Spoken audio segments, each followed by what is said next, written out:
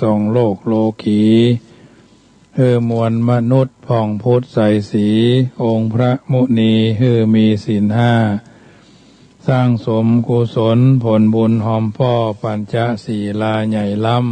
ำพระพุทธองค์ทรงวาทศีลเป็นเบื้องต้นความดีประมุขธรรมมักกะวิถีเป็นของดีสืบไปหน้าสืบไปหน้า10 นิ้วกราบแนบไทยไหวสาปารมีธรรม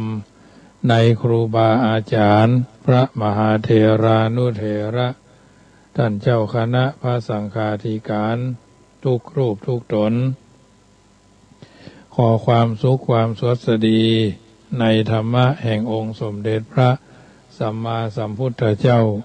จงมีแก่บรรดาสาธุชนท่านผู้ฟังทุกท่านที่มีโอกาสเปิดเครื่องรับฟังรายการเสียงธรรมก่อนรับตาตั้งสถานีวิทยุเพื่อการศึกษาพระพุทธศาสนาและวัฒนธรรม FM ความถี่ 104.50 เมกะเฮิรตซ์วัดฝ่ายหินตำบลสุเทพอำเภอเมืองจังหวัดเชียงใหม่เมตตาในท่านพระครู